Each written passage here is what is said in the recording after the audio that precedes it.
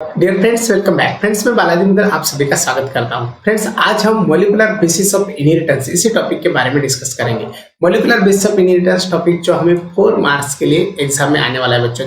तो चलो टॉपिक की शुरुआत करते हैं बच्चों। इसी टॉपिक से हमारे सीटी एग्जाम में भी क्वेश्चन आने के बहुत चांसेस होते हैं। तो चलो इस टॉपिक को हम डिटेल में देखेंगे। शुरुआत करते हैं हमारे टॉपिक की। बच्चों, टॉपिक की शुरुआत होती है डीएनए इसी नाम से। अभी एक्चुअली डीएनए क्या है, इसी डीएनए की डिस्कवरी किस प्रकार से हो गई है और डीएनए को जेनेटिक मटेरियल हम क्यों कहते हैं, ये हमें इस टॉपिक के अंदर देखना है। ठीक है, अब डिस्कवरी जो डीएनए की दी है तो सबसे फर्स्ट फ्रेडरिक मिशर इन्हीं का नाम हमें लेना होता है और ये डिस्कवरी 1869 के अंदर दी है। इसी डिस्कवरी के अंदर क्या किया, जो भी जेनेटिक मटेरियल या फिर डीएनए जो भी फाइंड आउट किया था वो न्यूक्लियन नाम से किया था और यही न्यूक्लियन को बाद में अल्टमन न्यूक्लिक एसिड ये टर्म देते हैं। न्यूक्लिक एसिड टर्म मिलने के बाद सीधा हमें पता चलता है कि जो भी डीएनए है वही न्यूक्लिक एसिड है। ये डिस्कवरी फर्स्ट सेल के अंदर मिली थी और सीधा पता चला है कि जो न्यूक्लिक एसिड है बच्चों, ये 2 टाइप्स के होते हैं। एक डीऑक्सीराइबोज होता है, दूसरा ऑक्सीराइबोज होता है। तो इसी तरह से हमें वहां पर 2 टाइप्स के न्यूक्लिक एसिड मिलते हैं। जो डीऑक्सी है उसे हम डीऑक्सीराइबोज न्यूक्लिक एसिड कहेंगे, जो ऑक्सी है उसे हमें राइबोज न्यूक्लिक एसिड कह सकते हैं या फिर उसे डीएनए और आरएनए भी हम कह सकते हैं।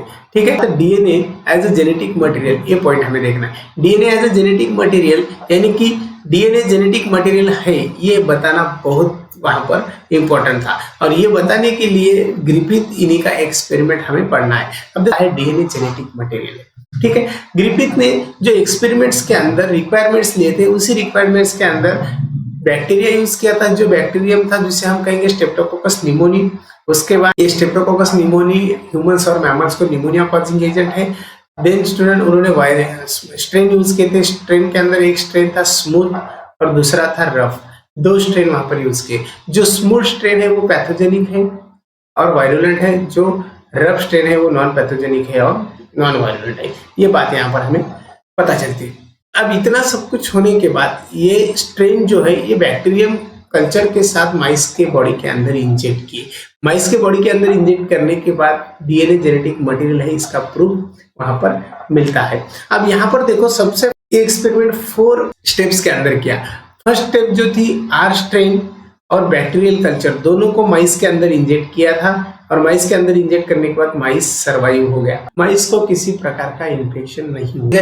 जो सेकंड स्टेप थी उसी के अंदर यस स्ट्रेन यूज किया और यस स्ट्रेन के साथ बैक्टीरियल कल्चर था और ये दोनों भी माइस के अंदर इंजेक्ट किए। अब ये दोनों माइस के अंदर इंजेक्ट किए तो बच्चों क्या होता है, माइस की डेथ होती है। माइस की डेथ होती है, इसका मतलब माइस को निमोनिया होता है और वो इन्फेक्ट होने की वजह से उसकी डेथ हो सकती है।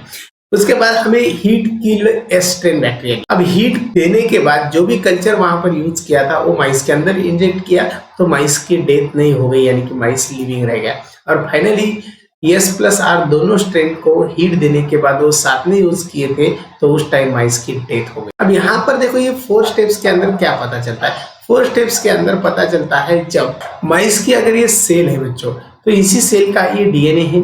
अब इसी सेल के अंदर अगर बैक्टीरियल डीएनए पास हो जाएगा तो दोनों डीएनए कंबाइन हो सकते हैं और दोनों कंबाइन होकर यहाँ पर निमोनिया हो सकता है। अगर निमोनिया हो गया तो माइस की डेथ होती है, अगर नहीं हुई तो माइस की डेथ नहीं होती है। जब स्मूथ सेल यूज की थी या फिर स्मूथ स्ट्रेन के साथ जो भी बैक्टीरियल सेल यूज की थी तो स्मूथ स्ट्रेन माइस के अंदर इंजेक्ट करने के बाद ये वॉल डिसॉल्व होकर सीधा डीएनए बाहर निकला और ये डीएनए सेल के अंदर कंबाइन हो गया। उसकी वजह से माइस की डेथ हो गई और माइस को निमोनिया हो गया। लेकिन जब आर स्ट्रेन हम यूज करते हैं तो आर की सेल वॉल जो है वो रफ है बच्चों। इस सेल वॉल रफ रहने की वजह से जो डीएनए मटेरियल है वो डीएनए मटेरियल बाहर नहीं निकलता है और डीएनए मटेरियल बाहर नहीं निकलेगा तो माइस के सेल के ऊपर इन्फेक्शन ही नहीं होगा। माइस के सेल के ऊपर इन्फेक्शन नहीं होगा तो माइस लिविंग रहेगा। ठीक है, ये दोनों वहां पर हमें पॉइंट पता चलते हैं। लेकिन जब हीट किल्ड यूज करते हैं, हीट किल्ड स्ट्रेन यूज करते हैं तो उस टाइम क्या होता है, जो स्मूथ है उसे हीट लगने के बाद ये वॉल तो डिसॉल्व होती है लेकिन डीएनए की भी डेथ होती है वहां पर और डीएनए मटेरियल की डेथ हो गई तो ये डीएनए इन्फेक्शन नहीं करेगा माइस के सेल के ऊपर, यानी कि माइस को निमोनिया नहीं होगा। जब आर स्ट्रेन यूज करते हैं तो आर की वॉल थोड़ी रफ है, वो सिर्फ डिसॉल्व होती है लेकिन डीएनए को कोई इफेक्ट नहीं होता है। डीएनए को इफेक्ट नहीं होता है तो ये डीएनए सीधा माइस सेल के अंदर जा सकता है और माइस को इन्फेक्शन कर सकता है। तो हीट देने के बाद माइस की किल हो सकती है आर स्ट्रेन के साथ, तो ये हमें पता चला। अब यहाँ पर एक्सपेरिमेंट हमें डायग्राम्स के बेसिस पर दिया। देखो सबसे फर्स्ट R2 स्ट्रेन यूज किया था। अब R2 सेल इंजेक्ट किए माइस के अंदर, तो माइस के ऊपर कोई इफेक्ट नहीं होगा। इसका मतलब जो सेल वॉल थी रब स्ट्रेन की वो हार्ड थी और यहाँ से डीएनए बाहर नहीं आ गया, और डीएनए बाहर नहीं आ गया तो माइस के सेल सेफ रह गए, ठीक है। लेकिन जब स्मूथ सेल थी, स्मूथ सेल के अंदर जो सेल वॉल थी वो सेल वॉल सीधा डिसॉल्व हो गई और यहाँ से डीएनए बाहर आ गया और माइस के सेल के अंदर एंटर हो गया। माइस के सेल के अंदर एंटर हो गया तो माइस की सेल वहां पर इन्फेक्ट हो गई, और इन्फेक्ट होने की वजह से वहां पर माइस की डेथ होती है बच्चों, ठीक है, यानी कि उसे निमोनिया हो गया। ये सेकंड स्टेप। ये दोनों जो रिएक्शन है हमें याद रखना है एग्जाम के बेसिस। बच्चे ज्यादातर कंफ्यूज होते हैं, हीट की क्या होता है, स्मूथ क्या होता है, तो उसके लिए कंफ्यूज होने की कोई जरूरत नहीं है। ये दो रिएक्शन हम याद रखेंगे। अब उसके बाद क्या करेंगे, हम स्मूथ सेल को हीट देने वाले हैं। स्मूथ सेल को हीट देने के बाद स्मूथ सेल की जो वॉल है वो सीधा बर्न हो जाएंगी, और वॉल बर्न हो गई तो अंदर का डीएनए भी डेड हो जाएगा। डीएनए डेड हो जाएगा तो माइस के ऊपर कोई इफेक्ट नहीं होगा, माइस की सेल सेफ रहेगी और माइस को निमोनिया नहीं होता है, यानी कि माइस लिविंग रहता है। लेकिन आर स्ट्रेन जब हम यूज करते हैं तो आर की वॉल तो रफ है, हीट देने के बाद ये वीक होती है, वीक होने के बाद अंदर का डीएनए बाहर आता है। अब डीएनए बाहर आ जाएगा तो माइस के सेल को इन्फेक्ट करेगा, माइस के सेल को इन्फेक्ट करेगा तो माइस की डेथ हो जाएगी। तो ये सिंपल सी बात हमें वहां पर पता चलती है ग्रिफिथ एक्सपेरिमेंट। अब यहाँ पर क्या हुआ बच्चों, यहाँ पर हो गया जो बैक्टीरियल डीएनए था वो बाहर आ रहा था और सीधा माइस के अंदर माइस के सेल के अंदर ट्रांसफर हो रहा था। माइस के सेल के अंदर ट्रांसफर हो रहा है, इसका मतलब जो मटेरियल ट्रांसफर होता है उसे जेनेटिक मटेरियल कहा जाता है। तो डीएनए जेनेटिक मटेरियल है, ये यहाँ पर हम बता सकते हैं, ठीक है। ये एक्सपेरिमेंट एवेरी, मैक्लोड और एमसी कार्टी इन्होंने कंप्लीट किया है। इसी एक्सपेरिमेंट को 1944 के अंदर कंप्लीट किया बच्चों। अब 1944 के अंदर एक्सपेरिमेंट किया तो ये भी एक्सपेरिमेंट बताता है DNA as a genetic material, means DNA genetic material है, और ये ट्रांसफॉर्मिंग प्रिंसिपल के बेसिस पर चलने वाला एक्सपेरिमेंट था। इसके अंदर क्या किया, इसके अंदर जो प्यूरिफाइड डीएनए, आरएनए और प्रोटीन थे इन सभी को मिक्स किया, और इन सभी को मिक्स करने के बाद ये जो मटेरियल है वो फ्री एक्सट्रैक्टेड एस स्ट्रेन और आर स्ट्रेन बैक्टीरिया के साथ यूज किया, ठीक है। अब जो डीएनए है वो डीएनए ट्रांसफॉर्म होता है, ये सीधा सीधा बताया, और ये ट्रांसफॉर्म होता है तो वो हार्मलेस है, और हार्मलेस के लिए जो स्ट्रेन आर था वो वायरुलेंट एस स्ट्रेन के साथ यूज किया था। ये दोनों बातें वहां पर होने के बाद जब कुछ प्रोटीन्स की बात आ गई तो वहां पर प्रोटीएज जो था वो डीएनएस के साथ और आरएनएस के साथ यूज किया, और यहाँ पर ट्रांसफॉर्मेशन इफेक्ट हमें दिखाई देता है। ट्रांसफॉर्मेशन इफेक्ट दिखाई देगा तो प्रोटीएज क्या करता है, उसके अंदर आरएनएस ये इफेक्ट नहीं बताता है, और इफेक्ट नहीं बताया तो ट्रांसफॉर्मेशन वहां पर इफेक्टिव नहीं होता है। अब ट्रांसफॉर्मिंग इफेक्टिव नहीं होता है तो अनदर ट्रांसफॉर्मिंग सब्सटेंस जो है वो प्रोटीन नहीं है। अब यहाँ पर देखो प्रोटीन हो या फिर डीएनए हो, दोनों में से कोई तो भी ट्रांसफर हो जाएगा, लेकिन यहाँ पर इफेक्ट नहीं दिख रहा है तो प्रोटीन वहां पर ट्रांसफॉर्मिंग मटेरियल नहीं है, ये पता चलता है। अब जब डीएनएस के साथ ये होता है तो डीएनएस के साथ इनहेरिटेड पैटर्न दिखता है, और उसकी वजह से ट्रांसफॉर्मेशन जो होता है वो डीएनए का होता है, ये पता चलता है। यानी कि डीएनए ट्रांसफॉर्म हो सकता है, लेकिन जो आरएनए है वो भी ट्रांसफॉर्म हो जाएगा, लेकिन यहाँ पर जो एंजाइम यूज किए थे वो एंजाइम ट्रांसफॉर्म नहीं होते हैं, ये पता चलता है। अब ये एंजाइम ट्रांसफॉर्म नहीं होते, इसका मतलब जो ट्रांसफर हो जाएगा वो जेनेटिक मटेरियल रहेगा, जो ट्रांसफर नहीं होगा वो जेनेटिक मटेरियल नहीं होता है, ये इसी एक्सपेरिमेंट से पता चलेगा, ठीक है। उसके बाद देखो यहाँ पर डायग्राम बताइए, रफ नॉन वायरुलेंट स्ट्रेन लिया आर, और प्रोटीन एंजाइम लिया, जो एंजाइम यहाँ पर एक्ट करता है माउस की डेथ होती है, और यहाँ पर डीएनए उसके साथ एंजाइम है वो एक्ट करता है तो वहां पर माउस लिविंग रहता है, जो हीट किलर स्ट्रेन वहां पर यूज करते हैं। तो सिंपल से बात वहां पर एक्सपेरिमेंट से पता चलती है। उसके ट्रांसफॉर्म हो गया बैक्टीरिया के अंदर, ये हम बता सकते हैं। उसके बाद हर्सी चेज ने हमें एक एक्सपेरिमेंट दिया बच्चों। हर्सी चेज जो अनदर साइंटिस्ट थे उन्होंने हमें एक्सपेरिमेंट दिया, वो किस प्रकार का है वो भी हम यहाँ पर अब देखेंगे, ठीक है। अभी आगे बढ़ते हैं, अब देखते हैं हर्सी चेज का एक्सपेरिमेंट क्या है। हर्सी चेज के एक्सपेरिमेंट के अंदर बैक्टीरियोफेज का यूज होता है। बैक्टीरियोफेज जो यहाँ पर दे वाला है स्टूडेंट, बैक्टीरियोफेज के अंदर देखो सल्फर लेवल है, प्रोटीन कैप्सुलेटेड बॉडी है, और कोर भी वहां पर दिए वाला है, डीएनए लेवल कोर हम उसे कहते हैं। यानी कि जो आउटर पार्ट है वो प्रोटीनेटेड है, ये प्रोटीन का पार्ट बन गया, ये बन गया जेनेटिक मटेरियल, ठीक है। जो जेनेटिक मटेरियल हम इसे कह सकते हैं। जेनेटिक मटेरियल के बाद ये इसका टेल पीस हो गया। तो इसी तरह से ये बैक्टीरियोफेज है, बैक्टीरियोफेज इन्फेक्ट करता है बैक्टीरियल सेल को। अब इसी एक्सपेरिमेंट के अंदर देखो दो टाइप्स में एक्सपेरिमेंट किया है। अब देखते हैं दो टाइप्स में एक्सपेरिमेंट किस प्रकार से चलता है। सबसे फर्स्ट यहाँ पर नॉन सल्फर डिटेक्टेड सेल लिए है और यहाँ पर फास्फोरस डिटेक्टेड सेल लिए, दोनों सेल के ऊपर एक्सपेरिमेंट चल रहा है। अब जो नॉन सल्फर डिटेक्टेड सेल्स थे और जो फास्फोरस डिटेक्टेड सेल थे वो दोनों सेल के ऊपर किस प्रकार का इफेक्ट दिखता है और डीएनए किस प्रकार से जेनेटिक मटेरियल है ये हमें यहाँ पर बताना है। फर्स्ट स्टेप में इन्फेक्शन हो गया, इन्फेक्शन के अंदर जो बैक्टीरियोफेज था वो कनेक्ट हो गया बैक्टीरियल सेल के साथ। उसके बाद ब्लीडिंग होती है, ब्लीडिंग इसका मतलब डीएनए मटेरियल अंदर जाता है, डीएनए मटेरियल अंदर जाता है दोनों तरफ। देन सेंट्रीफ्यूजेशन होता है, सेंट्रीफ्यूजेशन यानी कि इसका मतलब जो डीएनए मटेरियल है वो इसके साथ कंबाइन हो जाएगा। अब यहाँ पर ये डीएनए मटेरियल आ गया, इधर भी डीएनए मटेरियल आ गया, दोनों तरफ डीएनए मटेरियल आ गया, लेकिन जो प्रोटीनियस बॉडी थी वो तो बाहर दिखाई दे रही है, उसे हम क्या कहेंगे, सुपरनेट कहेंगे। जो सुपरनेट बाहर है इसका मतलब ओनली जेनेटिक मटेरियल ट्रांसफर हो गया बच्चों, और जो बचे वाला प्रोटीन पार्ट था वो बाहर है। इसी से पता चलता है कि DNA is a genetic material, ये हर सी चीज भी वहां पर बताते हैं। अब यहाँ पर जो उन्होंने सल्फर और फास्फोरस यूज किए हैं उसके अंदर वो ज्यादातर आइसोटोप के बारे में बताते हैं, और जो आइसोटोप्स थे वो थे फास्फोरस 32 एक था और दूसरा सल्फर 35 था। तो इतना होने के बाद पता चलता है कि जेनेटिक मटेरियल ओनली ट्रांसफर हो गया, और ये एक्सपेरिमेंट ई कोलाई के ऊपर चला था, ई कोलाई के ऊपर एक्सपेरिमेंट चलता है और चला था। तो ये सिंपल सी बात है, यहाँ पर प्रोटीन ट्रांसफर नहीं हो गया, ओनली ट्रांसफर हो गया जेनेटिक मटेरियल, ये हम वहां पर बता सकते हैं। उसके बाद जो अनदर एक्सपेरिमेंट हमको दिया है, हर्शीज का एक्सपेरिमेंट हो गया। उसके बाद हमें और एक बात यहाँ पर दी है जो इंपॉर्टेंट पॉइंट है, एग्जाम के लिए पूछते हैं, जिसे हम कहेंगे डीएनए पैकेजिंग, और इसी के ऊपर हमें एग्जाम में 2 या फिर 4 मार्क्स का क्वेश्चन आने का चांस है। अब देखो किस प्रकार से डीएनए पैकेजिंग चलती है। हम सबको पता है हमारा डीएनए जो है वो 2.2 मीटर्स लेंथ बताता है। अगर डीएनए 2.2 मीटर लेंथ बताता है तो हम यहाँ पर एक बात बता सकते हैं, इतना जो लॉन्ग डीएनए है वो हमारे पैकेजिंग अगर हम देखते हैं तो हमें सिंपल बात पता चलती है कि डीएनए हमारा 2.2 मीटर लॉन्ग का है बच्चों। हम सभी का डीएनए कितना होता है, 2.2 मीटर लेंथ में होता है, और ये डबल हेलिक्स होता है। इतना लंबा डीएनए हमारे सेल्स के अंदर किस प्रकार से एडजस्ट होगा वही हमें यहाँ पर बताया है। उसके बाद प्रोकैरियोटिक सेल का अगर हम डीएनए देखेंगे तो 1.1 मीटर लॉन्ग है। तो इतना लंबा डीएनए वहां पर किस प्रकार से एडजस्ट होता है ये हमें देखना है, उसे हम पैकेजिंग ऑफ डीएनए कहेंगे। तो डीएनए पैकेजिंग सबसे फर्स्ट हम प्रोकैरियोटिक्स के अंदर कहेंगे। प्रोकैरियोटिक्स के अंदर देखो क्या होता है, प्रोकैरियोट जो भी डीएनए है वो हाईली फोल्डेड नेकेड रिंग्स के फॉर्म में है। निगेटिवली चार्ज डीएनए स्टूडेंट वो सुपर कॉइल्ड होता है और एक्सटेंसिव लूप वहां पर बताता है।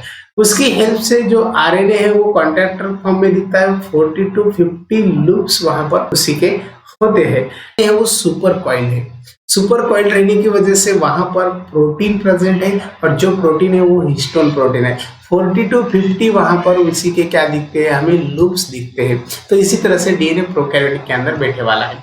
अब यहाँ पर देखो आरएनए का अगर हम देखेंगे तो आरएनए क्ल्यू वहां पर फॉर्म हो गया इस तरह से, और ये फॉर्म होने के बाद जो डीएनए है वो डीएनए वहां पर सुपर कॉइल नेचर में हमें दिखाई देता है। ये सिंपल बात हम वहां पर बता सकते हैं। उसके बाद और एक बात हमें देखना है, जो बात सीधी सीधी डायग्राम की ओर दी वाली है। तो यहाँ पर देखो सुपर कॉइल फोल्ड दिखाई देती है, और आरएनए का कोर अंदर के साइड को है 30 माइक्रोन, इसी की हमें लेंथ दी वाली, इसी की डायमीटर 30 माइक्रोन दी वाली है, और 40 to 50 लूप्स वहां पर फॉर्म हो गए।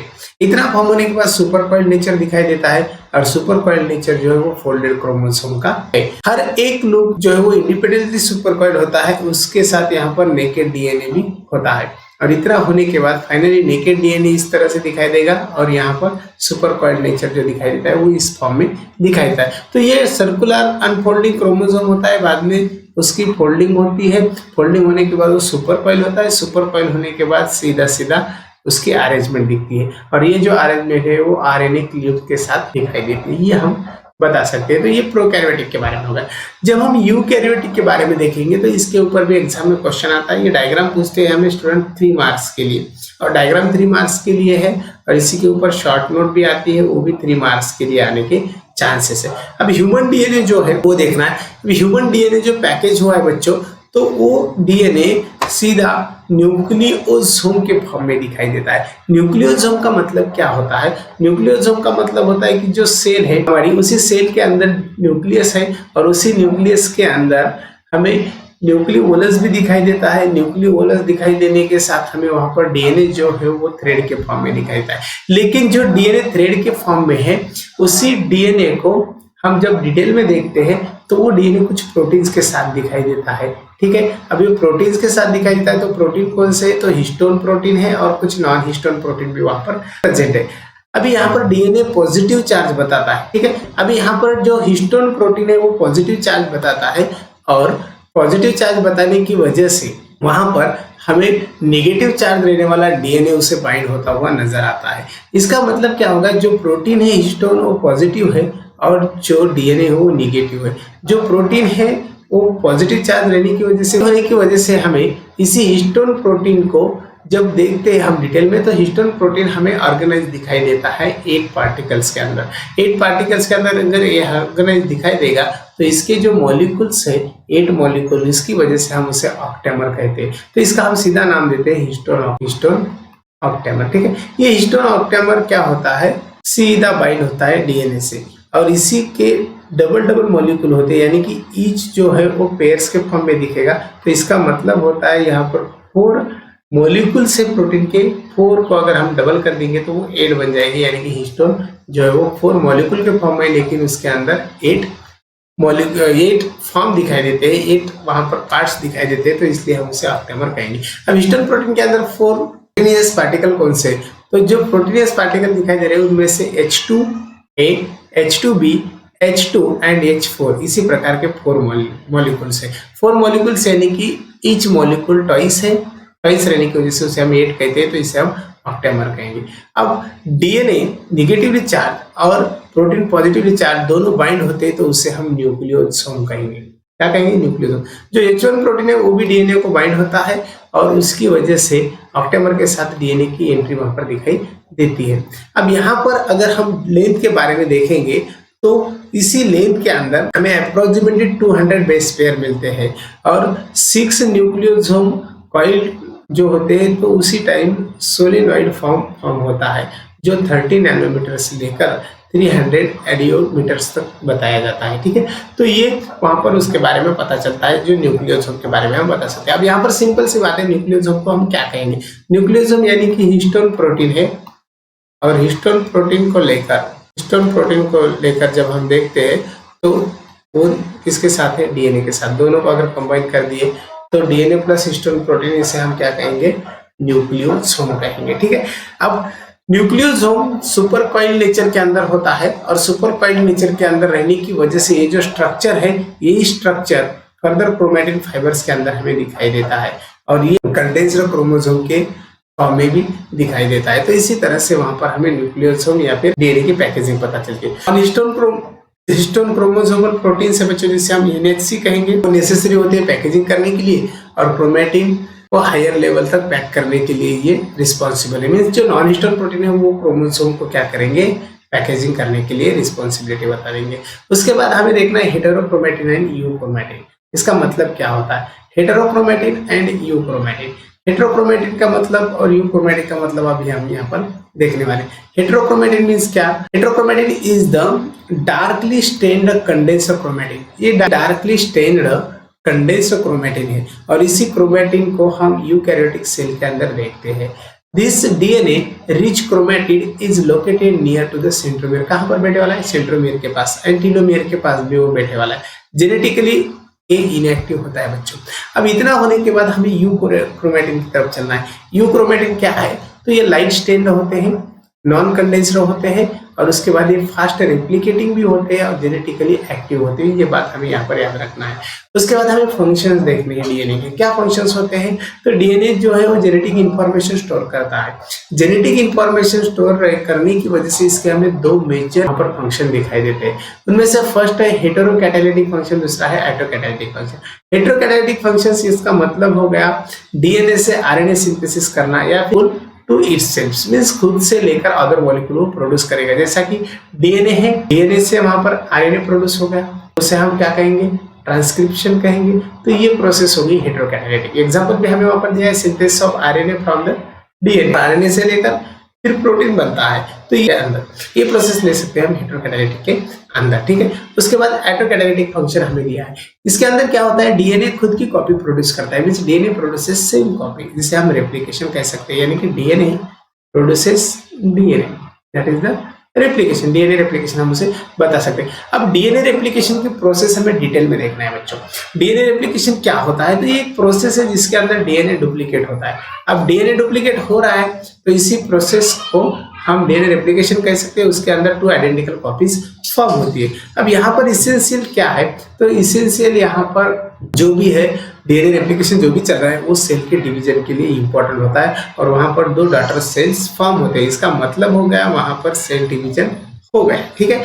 अब यूकैरियोटिक ऑर्गेनिज्म के अंदर देखेंगे तो जो रेप्लिकेशन होता है वो एस फेज के अंदर होता है। इंटरफेज की जो एस फेज रहती है उसके अंदर वहां पर रेप्लिकेशन दिखाई देता है। DNA replication semi conservative methods और कुछ अनदर स्टेप्स इसके अंदर इन्वॉल्व है। जो डीएनए रेप्लिकेशन दिया है वो सेमी कंजर्वेटिव मेथड के साथ दिया है। अब इसके अंदर कुछ स्टेप्स है। सबसे फर्स्ट वाली स्टेप है जिसे हम कहेंगे एक्टिवेशन ऑफ न्यूक्लियोटाइड, न्यूक्लियोटाइड को एक्टिवेट करना।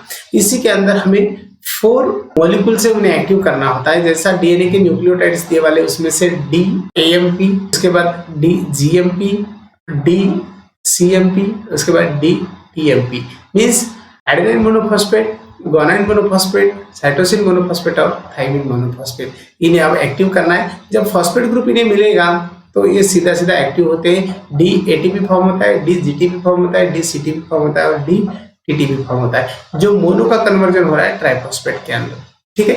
ये सिंपल सी बात वहां पर पता चलती है, उसे हम एक्टिवेशन ऑफ न्यूक्लियोटाइड कहेंगे। उसके बाद पॉइंट ऑफ ओरिजिन और इनिशिएशन पॉइंट हमें देखना है। पॉइंट ऑफ ओरिजिन और इनिशिएशन पॉइंट्स क्या है, एक प्रोसेस है जहां से एक स्पेसिफिक पॉइंट है और जिस पॉइंट से डीएनए रेप्लिकेशन स्टार्ट होता है उसे हम ओरिजिन पॉइंट कहते हैं, और जब जहां पर डीएनए स्टॉप होता है उसे हम टर्मिनेशन पॉइंट भी कहते हैं। तो इसी तरह से ये रेप्लिकेशन पॉइंट बन गया, जो पॉइंट डीएनए की रेप्लिकेशन को स्टार्ट करता है। और इसी रेप्लिकेशन पॉइंट्स को स्टार्ट करने के बाद जब डीएनए रेप्लिकेशन जब स्टार्ट होता है तो unit of the DNA in which replication of, जहां पर डीएनए होता है, जहां पर डीएनए रेप्लिकेशन होता है उसी यूनिट को रेप्लिकॉन के नाम से जानते हैं। अब यहाँ पर रेप्लिकॉन क्या है बच्चों, रेप्लिकॉन यानी कि DNA in which the replication occurs, जहां पर डीएनए रेप्लिकेट होता है। प्रोकैरियोटिक के अंदर हम देखेंगे तो रेप्लिकॉन जो है वो ओनली 1 होता है बच्चों, और यूकैरियोटिक्स के अंदर भी वहां पर एक रेप्लिका इसी तरह से। अब सेवरल रेप्लिकेशन अगर हम देखेंगे तो पॉइंट ओ से ही होते हैं। वहां पर एंडोन्यूक्लियासिस एंजाइम नेक फॉर्म करता है और इसकी वजह से फॉस्फोडाइस्टर बॉन्ड जो है वही बॉन्ड फॉर्मेशन होता है, या फिर फॉस्फोडाइस्टर बॉन्ड के पास एंडोन्यूक्लियस एंजाइम की एक्शन होती है।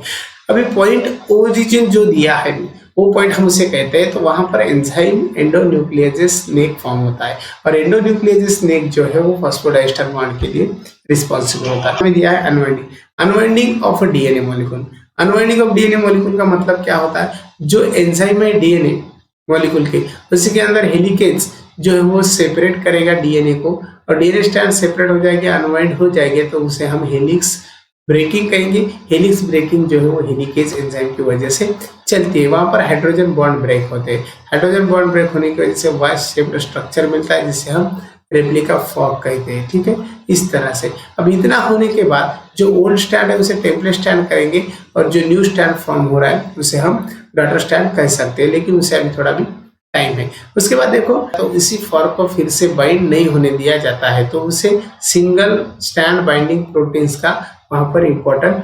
उसके बाद रेप्लिकेशन फॉर्क क्या होता है, रेप्लिकेशन फॉर्क जो होता है ये point formed due to the separation of DNA stand. DNA stand separate होने की वजह से वो दिखता है और उसे हम रेप्लिकेशन फॉर्क कहते हैं। ये सुपर कॉइल है, रिलैक्सिन है, और एंजाइम रिलीज जो करता है उसके बाद स्ट्रेन जो है वो इम्पोज होता है अनवाइंडिंग स्टैंड को वहां पर बताता है। तो ये सीधा हो गया रेप्लिकेशन फॉर्क। उसके बाद synthesis of new stand synthesis हो रहे बच्चों।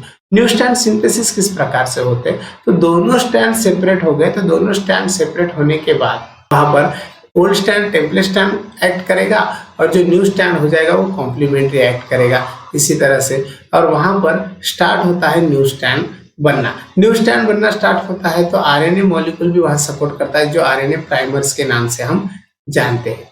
आरएनए प्राइमर्स वहां पर अटैच होता है 3 प्राइम एंड को और टेम्पलेट स्ट्रैंड को प्रोड्यूस करेगा देती है। इतना होने के बाद न्यूली बॉन्डेड न्यूक्लियोटाइड्स वहां पर दिखाई देते हैं, फॉस्फोडाइस्टर बॉन्ड दिखाई देता है, पॉलीन्यूक्लियोटाइड स्ट्रैंड्स वहां पर दिखाई देते हैं और वहां पर कैटालाइज एंजाइम भी दिखाई देते हैं। ये होने के बाद पॉलीमराइजेशन होता है और पॉलीमरेज ये होने के बाद डीएनए पॉलीमरेज जो है वो फंक्शनल होता है और 5 to 3 डायरेक्शन वहां पर हमें क्या होता है स्टैंड फॉर्म हुआ नजर आता है। उसके बाद 5 to 3 डायरेक्शन ही न्यूक्लियोटाइड वहां पर दिखाई देते हैं। 5 to 3 डायरेक्शन अगर न्यूक्लियोटाइड दिखाई देते तो हमें another leading and lagging stand देखना है। लीडिंग एंड लैगिंग स्टैंड क्या होता है, जो न्यू स्टैंड वहां पर आ गया फॉर्म हो गया उसे 5 to 3 डायरेक्शन हम देखेंगे और जो अनदर स्टैंड है वो स्टैंड जो एंटी पैरेलल होते हैं और डीएनए भी वहां पर एंटी पैरेलल दिखाई देता है। न्यू स्टैंड डेवलप होता है कंटिन्यूअसली और रेप्लिकेशन फॉग की तरफ,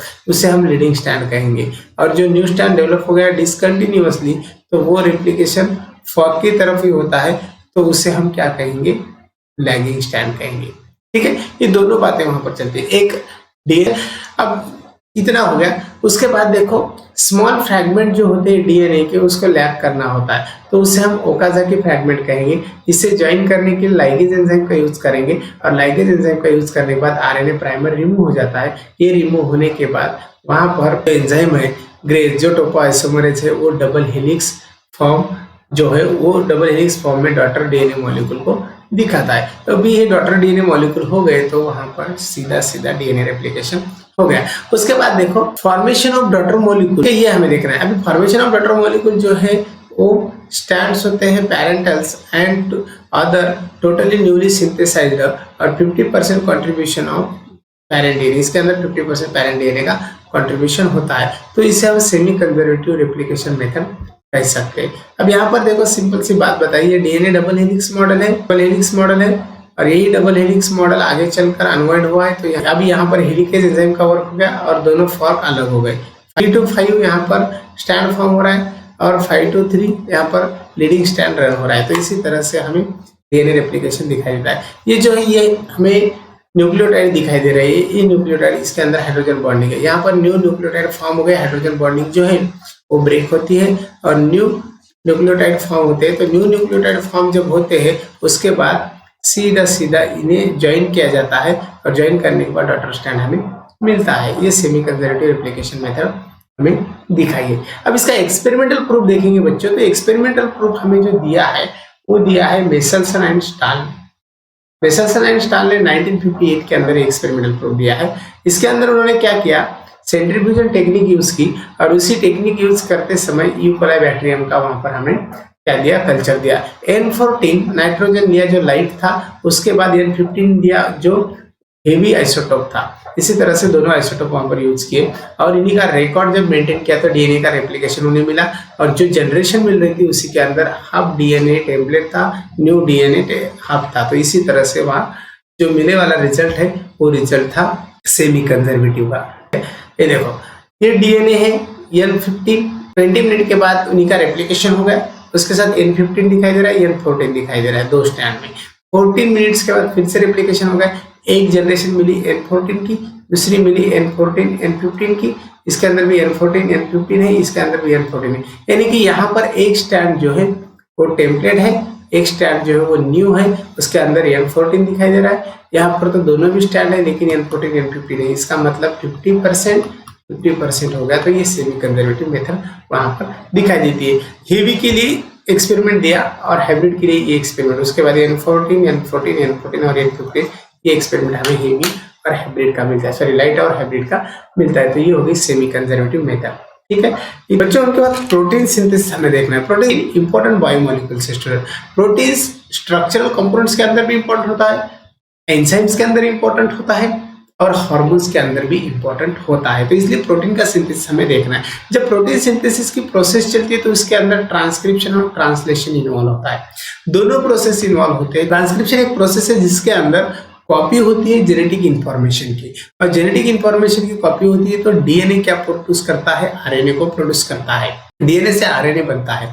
ठीक है, उसके बाद ट्रांसलेशन जो है वो सिंथेसिस करता है पॉलीपेप्टाइड चेन अमीनो एसिड की, और उसकी वजह से वहां पर क्या मिलता है, प्रोटीन मॉलिक्यूल मिलता है। ये दोनों बातें यहाँ पर हमें याद रखना है। अब देखो सेंट्रल डोग्मा उसके लिए इंपॉर्टेंट है। सेंट्रल डोग्मा का मतलब क्या होता है, जिससे हम सेंटर के पार्ट को कह सकते हैं। अब यहाँ पर देखो जो भी इनहेरिटेंस इंफॉर्मेशन फ्लो हो रही है या फिर इंफॉर्मेशन फ्लो हो रही है डीएनए से आरएनए तक और आरएनए से प्रोटीन तक, तो उसी इंफॉर्मेशन को कंडक्ट करने के लिए एमआरएनए जरूरी होता है। और डीएनए से एमआरएनए प्रोड्यूस हो गया तो ये बन गया ट्रांसक्रिप्शन, लेकिन एमआरएनए कौन है, ये सेंट्रल डोग्मा है।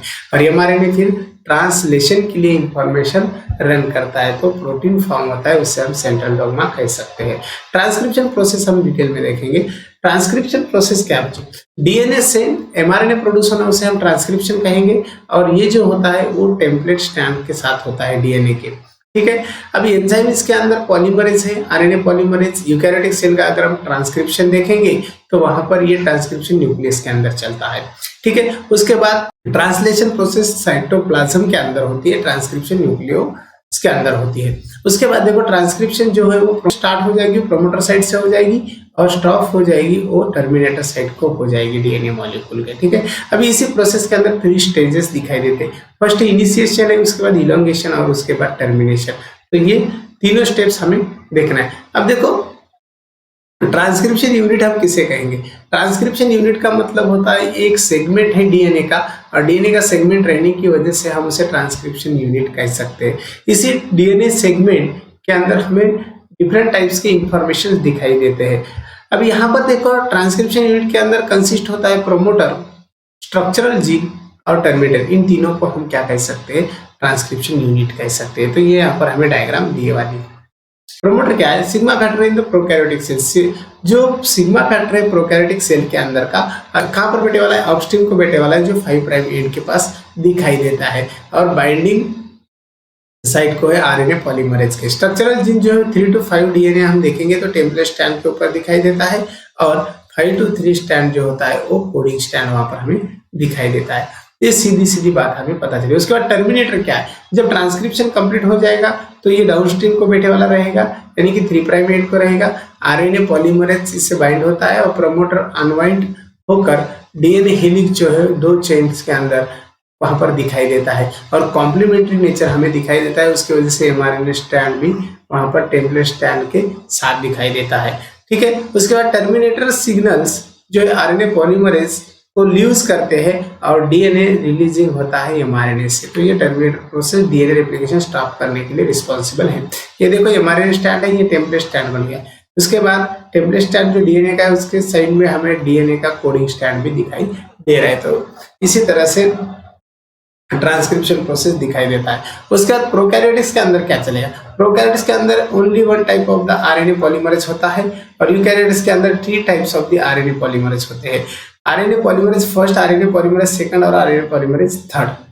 आरएनए पॉलीमरेज फर्स्ट जो है वो ट्रांसक्राइब होता है आरआरएनए के लिए, जो पॉलीमरेज सेकंड है वो एमआरएनए और एचएनआरएनए के लिए, और जो पॉलीमरेज थर्ड है बच्चों वो टीआरएनए और स्मॉल न्यूक्लियर आरएनए और एसएनआरएनए के होता है, ठीक है। उसके बाद क्या दिया है, transcription unit with a single structural gene that is a monocistronic, उसे हम क्या कहेंगे, मोनोसिस्टोनिक कहेंगे। अगर transcript unit single structural gene के साथ है तो वो मोनोसिस्टोनिक बन गया। अगर एक से ज्यादा यूनिट के साथ है तो वो पॉलीसिस्टोनिक बनता है, ठीक है। अब देखते हैं एमआरएनए प्रोसेसिंग क्या है। एमआरएनए प्रोसेसिंग के अंदर हमें क्या दिया है, अगर हम प्रोकैरियोटिक के बारे में सोचेंगे, हाँ यहाँ पर एमआरएनए प्रोसेसिंग अंदर prokaryotic mRNA does not have introns, means prokaryotic mRNA के पास इंटरॉन नहीं होता है, thus they do not require any processing, उससे कोई प्रोसेसिंग की जरूरत नहीं होती है। अगर हम यूकैरियोटिक के बारे में देखेंगे तो eukaryotic gene possesses a non-coding sequence called interons। Eukaryotic के पास इंटरॉन होते हैं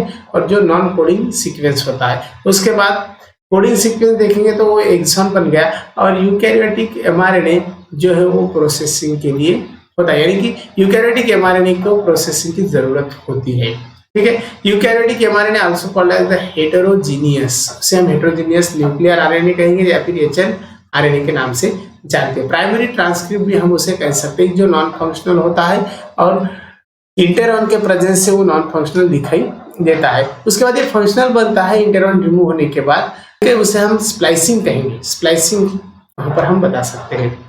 ये हो गया। उसके बाद एक्सॉन ज्वाइन होता है एंड डीएनए लाइगेज एंजाइम वहां पर वर्क करता है, एचएनआरएनए फॉर्म होता है, और इससे हम क्या बता सकते हैं, कैपिंग और टेलिंग बता सकते हैं। कैपिंग होता है तो कैपिंग मिथाइलेटेड होता है, और जो कैपिंग इन्वॉल्व होता है, एडिशन होता है मिथाइलेटेड गुआनाइसिन फॉस्फेट और 5 प्राइम एंड को।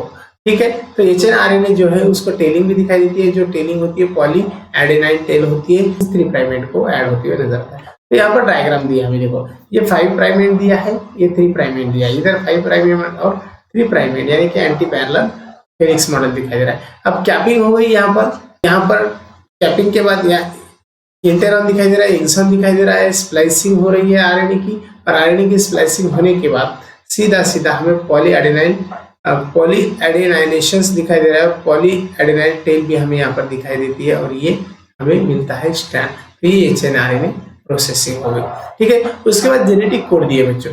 जेनेटिक कोड जो है वो जेनेटिक कोड DNA ट्रांसक्रिप्शन को और DNA से ही ट्रांसलेशन कंप्लीट करने के लिए रिस्पॉन्सिबल है, जो जेनेटिक इंफॉर्मेशन दिखाते हैं। अब यहाँ पर जो जेनेटिक कोड है वो जेनेटिक कोड अमीनो एसिड से रिस्पॉन्सिबल होते हैं, जहाँ अमीनो एसिड का डिटेक्शन होता है या फिर अमीनो एसिड को ट्रांसलेशन के अंदर इन्वॉल्व करने के लिए होते हैं।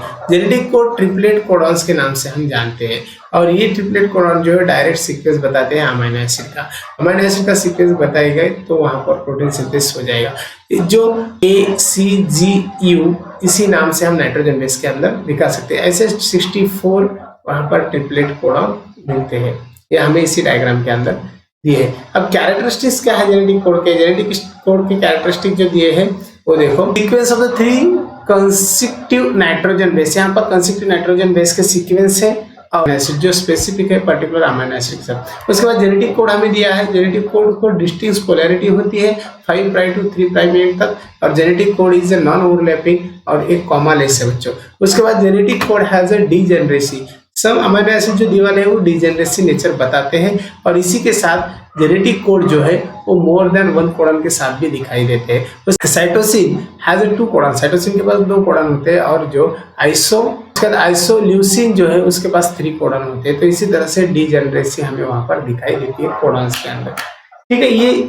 सिंपल से कैरेक्टर हो गए। उसके बाद और कैरेक्टर दिए, जेनेटिक कोड इज यूनिवर्सल, ये यूनिवर्सल कोड है।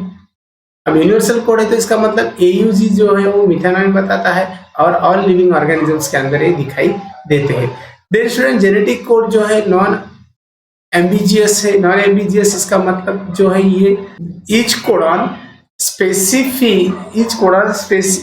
Specifies only one specific amino acid, means each codon के लिए only one specific amino acid है, इसलिए वो नॉन एम्बिजियस है। उसके बाद इनिशिएशन कोडॉन उसके पास होते हैं, टर्मिनेशन कोडॉन भी वही बनाता है। ठीक है, अब इनिशिएशन के लिए हम AUG बताएंगे, टर्मिनेशन क्या हम UAA और UAG भी बता सकते हैं। और जो कोडन दिए हैं एंटी कोडन्स, वहां पर देखो एंटी कोडन्स कौन से, तो एंटी कोडन जो है वो सीधा mRNA, और mRNA के एंटी कोडन tRNA, और tRNA anti codon 5 prime to AUG, और 3 प्राइम को हमें UAC इस तरह से मिल सकते हैं। तो ये कोडन एंटी कोडन वहां पर हो गया। तो ये इतना हम बता सकते हैं जेनेटिक कोड के लिए। अब हमें देख रहा है म्यूटेशन एंड जेनेटिक कोड क्या होता है। म्यूटेशन एंड जेनेटिक कोड क्या है देखते हैं। म्यूटेशन का मतलब क्या होता है, सडन चेंज होता है DNA सीक्वेंस में, और DNA सीक्वेंस में सडन चेंज हो जाएगा तो इसका रिजल्ट क्या होता है, फिनोटाइपिक चेंज हमें दिखाई देता है। फिनोटाइपिक चेंज हो गया तो उसे हम वेरिएशन कहेंगे, और यही वेरिएशन क्या करता है, इवोल्यूशन के लिए रिस्पॉन्सिबल होता है। अब म्यूटेशन के टाइम में जो डिलेशंस होता है या फिर इंसर्शंस होता है DNA सेगमेंट के अंदर, तो ये रिस्पॉन्सिबल है जेनेटिक कोड को डिस्टर्ब करने के लिए, और इसकी वजह से म्यूटेशन हो सकता है। डिलेशन और इंसर्शन बेस पेयर के अंदर दिखाई देता है, तो DNA जो है वो वहां पर डिलेशन और इंसर्शन जो है बेस पेयर्स का, वो DNA फ्रेम शिफ्ट कॉज कर सकता है, उसे हम फ्रेम शिफ्ट म्यूटेशन कहेंगे, और डिलेशन म्यूटेशन भी कह सकते हैं। ठीक है, उसके बाद there may be change in the single base pair of the DNA causing a point mutation. अगर सिंगल बेस पेयर में चेंज होता है तो पॉइंट म्यूटेशन बनता है, उसकी वजह से सिकल सेल एनीमिया हो सकता है, या फिर डिलेशन म्यूटेशन का कोई एग्जांपल हम ले सकते हैं। नेक्स्ट जो अडाप्टर मॉलिक्यूल है बच्चों, अभी tRNA के मॉडल हमें दिए, क्लोरोलीफ मॉडल जिसे हम कहेंगे, ये मॉडल दिया है। एंटी कोडॉन्स लूप वहां पर होते हैं, और एंटी कोडॉन भी दिखाई देते हैं। 3 प्राइम एंड्स उसके साथ है जो अमीनो एसिड को एक्सेप्ट करता है, और अमीनो एसिड को एक्सेप्ट करने के लिए CCA अनपेयर्ड वहां पर हमें लूप दिखता है। उसके बाद अमीनो एसिड जो है वो स्पेसिफिक tRNA को बाइंड होते हैं, और वहां पर no tRNA stops codon, tRNA को स्टॉप कोडॉन नहीं होते। TRNA molecule is said to be an adapter molecule, tRNA molecule को हम क्या कहेंगे, अडाप्टर मॉलिक्यूल कहेंगे। और it has a unique ability to read the codon, इसके अंदर यूनिक एबिलिटी है कोडॉन को रीड करने की, ठीक है। अब ये जो है अमीनो एसिड को बाइंड करता है और बाइंड करने के बाद हमें अमीनो एसिड की रिक्वायरमेंट प्रोटीन सिंथेसिस को होती है। तो ये प्रोटीन सिंथेसिस की रिक्वायरमेंट कंप्लीट करने के लिए टीआरएनए वहां पर क्या करता है, अमीनो एसिड को बाइंड करके ट्रैवल करता है। अब यहाँ पर ग्लूटामिक एसिड दिखाई दे रहा है, जो अमीनो एसिड अटैचमेंट साइट को अटैच होगा, 3 प्राइम एंड है ये, और 5 प्राइम एंड तो फ्री है। टीआरएनए का स्ट्रक्चर दिया, यहाँ पर एंटीकोडॉन लूप है जो कोडॉन को रीड करेगा। रीड करने के बाद इधर से अमीनो एसिड आएगा और यहाँ से सीधा इधर चले जाएगा। इसका मतलब यहाँ पर चेन फॉर्म होती है, ये ट्रांसलेशन के लिए हेल्प करता है, ये हम देखेंगे। उसके बाद देखेंगे हम ट्रांसलेशन प्रोसेस क्या है, ठीक है। अब देखो ट्रांसलेशन प्रोसेस के अंदर हमें एमआरएनए की जरूरत होती है, उसके बाद हमें अमीनो एसिड की भी जरूरत होती है, लेकिन वहां पर इंपॉर्टेंट बात हमें एक है, हमें राइबोसोम मॉलिक्यूल का इंपॉर्टेंस भी वहां पर दिया है। एनर्जी के लिए मैग्नीशियम है, एटीपी है, ये सब बातें वहां पर हमें लगती है ट्रांसलेशन प्रोसेस के लिए। तो चलो देखेंगे ट्रांसलेशन प्रोसेस क्या होती है, जिसके अंदर 20 अमीनो एसिड को भी लेना है। सबसे फर्स्ट हम एमआरएनए को लेंगे, उसके बाद राइबोसोम मॉलिक्यूल को लेंगे, और एनर्जी के लिए एटीपी और मैग्नीशियम को भी लेने वाले हैं, और 20 अमीनो एसिड को कलेक्ट करेंगे, उसके बाद प्रोटीन बन जाएगा, ठीक है। अब इसी प्रोसेस के अंदर देखो राइबोसोम जो है वो स्मॉल सब यूनिट्स के अंदर है, और उन्हें बाइंड करने के लिए मैग्नीशियम डाइवैलेंट आयन की जरूरत है। अभी राइबोसोम डाइवैलेंट आयन के फॉर्म में बाइंड होते हैं सीधा एमआरएनए के साथ, और एमआरएनए के साथ बाइंड होने के बाद वहां पर मिलता है असेंबली, ठीक है। राइबोसोमल और एमआरएनए असेंबली हम उसे कहेंगे। तो राइबोसोम जो बाइंड हो रहा है तो उसी के पास एमआरएनए भी है, और राइबोसोम एमआरएनए के साथ बाइंड होता है, और बाइंड होने के बाद टीआरएनए के लिए वहां पर पी साइड दिखाई देती है, उसके बाद ए साइड दिखाई देती है, और ई साइड दिखाई देती है। ये तीनों साइड हमें इस असेंबली के अंदर दिखाई देते हैं। अब ये तीनों साइड क्या है बच्चों, ये तीनों साइड जो है हमें यहाँ पर दिए वाले हैं। देखो ये साइड हो गई, इसे एक्सेप्ट साइड कहेंगे, स्केप साइड हो गई ये, और पी साइड जो है वहां पर हमें दिए वाली, ये पी साइड जो है उसे हम पेप्टाइड डी-आरएनए साइड कहेंगे, ठीक है। पेप्टाइड डी-आरएनए साइड कहेंगे, ये तीनों साइड्स वहां पर दिखाई दे। अब मैकेनिज्म किस प्रकार से चलता है, मैकेनिज्म जो चलता है इसके अंदर इनिशिएशन है, इलोंगेशन है और टर्मिनेशन है, तीनों प्रोसेस दिए वाले। इनिशिएशन प्रोसेस जो है जो स्टार्ट्स होती है, बिगिंस होती है अमीनो एसिड के एक्टिवेशन से, और एटीपी वहां पर यूज किए जाते हैं, और एटीपी यूज करने के बाद असाइल टीआरएनए कॉम्प्लेक्स फॉर्म होता है। असाइल टीआरएनए कॉम्प्लेक्स जो है वो फर्स्ट एक्टिवेट होता, और अमीनो एसिड एक्टिव होने के बाद मिथानोइन वहां पर दिखाए, अमीनो एसिड एक्टिवेट होता है, और एक्टिवेट होने के बाद उसकी कॉपी जो है पी साइड तक आती है। पी साइड जो है राइबोसोम की, ये second tRNA with the amino acid and copies of the A side. Polypeptide chain का देखना है, ये कहां से स्टार्ट होता है, it begins with the activation of amino acid, amino acid के एक्टिवेशन के साथ स्टार्ट होता है, ठीक है। उसके बाद यूजिंग एटीपी, एटीपी का यूज वहां पर होता है, और formation of amino acid tRNA, amino acid tRNA वहां पर फॉर्म हो जाएगा, उसका कॉम्प्लेक्स फॉर्म हो जाएगा।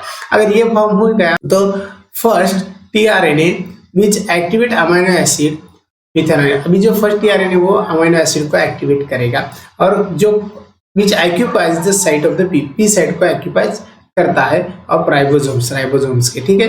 और जो second tRNA with its amino acid occupies A side, जो सेकंड टीआरएनए वो ये साइड को ऑक्यूपाई करेगा, तो ये एक्टिवेशन के लिए होता है। उसके बाद इलोंगेशन क्या है, इलोंगेशन के अंदर क्या होता है, formation of peptide bonds, peptide bond form होता है बिटवीन द अमीनो एसिड के अंदर, ठीक है।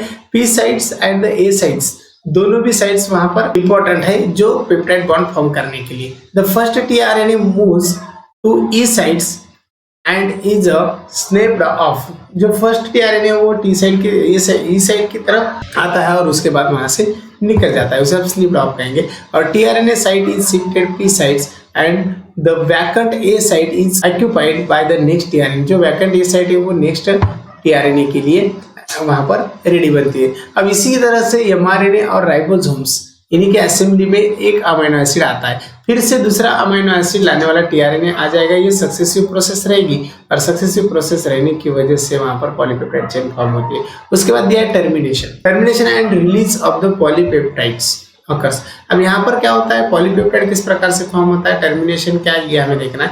टर्मिनेशन जो प्रोसेस है तो स्टॉप कोडॉन्स जो है UAA, UAG, UGA यहाँ से दिखाई देता है और ये रेडी होता है tRNA के लिए।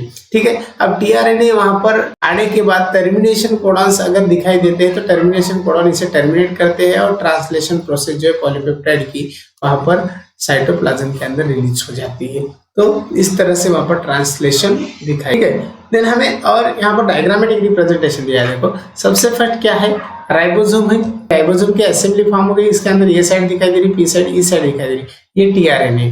ठीक है, और ये सब यूनिट्स यहाँ पर राइबोसोम के आकर बैठ गए, यहाँ अंदर वाला mRNA दिखाई दे रहा है। देन tRNA क्या करते हैं, अमीनो एसिड लेकर एक्सेप्ट साइड करा रहे हैं, एक्सेप्ट साइड से पी साइड्स करा, उसके बाद इसके साइड से tRNA निकल जा रहे हैं, लेकिन अमीनो एसिड इधर चेन के फॉर्म में दिखाई दे रहे हैं। तो अमीनो एसिड को लाने का वर्क कौन करता है, tRNA करता है, और फाइनली ये अमीनो एसिड निकल जाएंगे और निकल कर यहाँ पर 20 अमीनो एसिड की रिंग दिखाई देती है, ये प्रोटीन बन। ठीक है, तो इसी तरह से प्रोटीन फॉर्मेशन यहाँ पर होता है। ठीक है, अब उसके बाद देखो बच्चों, देखना है हमें regulation, gene expression. Gene expression का रेगुलेशन क्या है ये हमें देखना है, यानी कि regulation of gene expression. Regulation of gene expression जो है ये यूकैरियोट्स के अंदर हम देखेंगे, और यूकैरियोट्स के अंदर हमें जो रेगुलेशन ऑफ जीन एक्सप्रेशन होता है वो डिफरेंट लेवल्स को देखना है। सबसे फर्स्ट हम देखेंगे ट्रांसक्रिप्शनल लेवल, यानी कि formation of the primary transcript हम उसे कहते हैं। सेकंड है प्रोसेसिंग लेवल्स, जिसे हम रेगुलेशन स्प्लाइसिंग कहेंगे। देन ट्रांसक्रिप्ट ऑफ mRNA, जो mRNA ट्रांसक्रिप्ट होता है from nucleus to cytoplasm. Then translational level देखना है। अब यहाँ पर देखो एग्जांपल दिया, अब यहाँ पर देखो एंजाइम दिया है, एंजाइम बीटा गैलेक्टोसाइडेज जो है वो सिंथेसाइज करता है ई कोलाई के लिए। किसको सिंथेसाइज करेगा, लैक्टोज को करेगा, गैलेक्टोज को करेगा, या फिर ग्लूकोज को भी करेगा। ठीक है, उसके बाद देखो इन absence of lactose in the surrounding medium, E. coli bacteria do not produce the enzyme beta galactosidase। अगर एंजाइम अब्सेंट रहेगा सराउंडिंग में तो बीटा गैलेक्टोसाइडेज एंजाइम अब्सेंट रहने की वजह से ई कोलाई वो प्रोड्यूस नहीं कर रहा है। तो उसके बाद देखो in the presence of lactose the enzyme synthesized and which adopt enzyme called as the inducible enzyme. जो लैक्टोज एंजाइम है उससे क्या किया जाता है, अडॉप्ट किया जाता है, और उसे इंड्यूसिबल एंजाइम भी कहते हैं। इंड्यूसिबल एंजाइम एक फिनोमेना है बच्चों जहां पर इंडक्शन चलता है, ठीक है, मॉलिक्यूल का, और रिस्पॉन्सिबल होते हैं इंड्यूसर्स। ठीक है, ये बात यहाँ पर सिंपल सी डायग्राम दी है। डायग्राम के बेस पर हम बता सकते हैं रेगुलेटरी जीन यहाँ पर दिए वाला है, आरएनए पॉलीमरेज प्रमोटर दिए वाला है, ऑपरेटर भी यहाँ पर ब्लॉक किए वाला है, ऑपरेटर ब्लॉक साइड दिए वाली है, स्ट्रक्चरल जीन के पास एक टेम्पलेट स्टैंड यहाँ पर दिए वाला है, और ये लैक ऑपरेंड का एरिया है बच्चों। उसके बाद लैक ऑपरेंड के एरिया के बाद इधर के साइड को हमें एमआरएनए दिखता है, यहाँ पर ट्रांसक्रिप्शन हो गया। ट्रांसक्रिप्शन होने के बाद डीएनए टेम्पलेट स्टैंड वहाँ पर दिखाई देता है, और प्रमोटर साइड भी यहाँ पर है, और एमआरएनए रिप्रोसेसर वहाँ पर दिखाई दे रहा है, जो रिप्रोसेसर ट्रांसलेशन के लिए रेडी बन गया। और इतना होने के बाद जो रिप्रोसेसर है वो इनएक्टिवेटेड फॉर्म में दिखाई देता है, जो रिसेप्टर की वजह से होता है, और ये रिसेप्टर जो है वो इंड्यूसर है बच्चों। तो इस तरह से वहां पर एलोलैक्टेज के फॉर्म में और गैलेक्टोज के हमें कुछ इंपॉर्टेंट, तो इस तरह से वहां पर ये प्रोसेस दिखाई देती है। ठीक है, अब यहाँ पर देखो ओपेरॉन कंसेप्ट दिया है। ओपेरॉन कंसेप्ट क्या है, तो ये एक ट्रांसक्रिप्शनल कंट्रोल मैकेनिज्म है जीन का, जो रेगुलेशन करता है। जो ये क्या है, it is a transcriptional control mechanism of gene. Regulation explained by the Francisco Jacob and the Jacques Monod, इन्होंने इसे एक्सप्लेन किया है। ई कोलाई लैक्टोज शुगर जो होती है वो कल्चर मीडियम के अंदर इंड्यूस करना, प्रोडक्शन करना, ये वहां पर दिखाई देता है। E coli lactose sugar in culture medium induces and production of 3 enzymes necessary. अभी ये प्रोडक्शन के लिए 3 एंजाइम नेसेसरी होते हैं। एक बीटा गैलेक्टोसाइडेज होता है, दूसरा बीटा गैलेक्टोसाइड होता है, जिसे हम परमेज कहेंगे। उसके बाद ट्रांस एसिटाइलेज और बीटा गैलेक्टोसाइड और एसिटाइल ट्रांसफरेंस भी इसका हम नाम बता सकते हैं। तो ये वहां पर रिस्पॉन्सिबल है ये प्रोसेस कंप्लीट करने के लिए। ठीक है, अब देखो जो स्ट्रक्चरल जीन दिया है उसी स्ट्रक्चरल जीन के साथ यहाँ पर ठीक है, अब transfers an acetyl group from the acetyl coenzyme galactoside and synthesis of this enzyme is controlled by long segment of the DNA known as operon, जिसे हम operon कह सकते हैं। लॉन्ग सेगमेंट है डीएनए का जो ओपेरॉन है, और वो कंट्रोल करता है एंजाइम सिंथेसिस को। उसके बाद ओपेरॉन के अंदर हमें ऑपरेटर साइड दिखाई देती है जिसे हम ओ कहेंगे। उसके बाद स्ट्रक्चरल जीन दिखाई देता है जिसे हम झड़ कहेंगे, और वाई ए से भी हम उसे बता सकते हैं, झड़ वाई ए स्ट्रक्चरल जीन के अंदर होता है। तो ये दोनों साइड होते हैं जो रेगुलेट करते हैं ऑपरेटर साइड को, और रेगुलेट करने के बाद रीप्रोसेसर प्रोटीन वहां पर हमें दिखाई देता है। जो रीप्रोसेस जो है वो प्रोड्यूस होता है by the action of gene inhibitors, और रेगुलेटरी जीन के एक्शन से वो प्रोड्यूस होता है। ठीक है, उसके बाद इंड्यूसर एब्सेंट होता है लैक्टोज, और रीप्रोसेसर जो है वो प्रोटीन को अटैच होता है और ऑपरेट करता है, स्विच ऑफ करता है स्ट्रक्चरल जीन के वर्क, और स्ट्रक्चरल जीन वहां पर एक्सप्रेस नहीं होता है। इतना होने के बाद ऑपरेटर स्विच ऑन करेगा, ऑन करने के बाद इंड्यूसर जो है वो इंड्यूसर वहां पर बाइंड हो जाएगा रिप्रोसेसर को, और रिप्रोसेसर को बाइंड होने के बाद जो प्रोटीन है वो प्रोटीन ऑपरेट होकर फ्री एंड 3 जीन्स वहां पर हमें दिखाई देते हैं सेट के। ठीक है, तो ये ZYA जो है ट्रांसक्राइब्ड आरएनए पॉलीमरेज वहां पर होते हैं। उसके बाद हमें लैक ओपेरॉन के कंटेंट के बारे में देखना है। रेगुलेटरी जीन्स है, उसके अंदर प्रोमोटर जीन्स है, स्ट्रक्चरल जीन्स है, और इंड्यूसर भी वहां पर होते हैं जो लैक ओपेरॉन है। अब जीनोमिक्स का मतलब क्या होता है? जीनोमिक्स यानी क्या? जीनोमिक्स जो है total genetic constitution of an organism called as genomics, या फिर जीनोम। जितने भी ऑर्गेनिज्म के अंदर कंस्टिट्यूट है जेनेटिक मटेरियल की, या फिर जितने भी जेनेटिक कंस्टिट्यूशन है ऑर्गेनिज्म के अंदर, उसे हम जीनोमिक्स कह सकते हैं या फिर जीनोम कह सकते हैं। ये कंप्लीट कॉपी है स्टूडेंट जेनेटिक इंफॉर्मेशन की और डीएनए की। उसके बाद कंप्लीट सेट है क्रोमोसोम का, जिसे हम मोनो और लोड और हैप्लॉइड बता सकते हैं। ये बात हमें वहां पर देवाली। उसके बाद study of genomics along with the analysis, sequencing and mapping of the gene along with the study of function के साथ यहाँ पर स्टडी हम स्ट्रक्चरल जीनोमिक्स बता सकते हैं, फंक्शनल जीनोमिक्स भी बता सकते हैं। जो स्ट्रक्चरल जीनोमिक्स है उसके अंदर इन्वॉल्व होता है सीक्वेंसिंग और एनालिसिस, और जो फंक्शनल होता है उसके अंदर इन्वॉल्व होता है सीक्वेंस स्टडी और एक्सप्रेशन ऑफ द ऑर्गेनिज्म। ठीक है, उसके बाद हमें एप्लीकेशन दिया बच्चों। और एप्लीकेशन क्या है जीनोमिक्स का?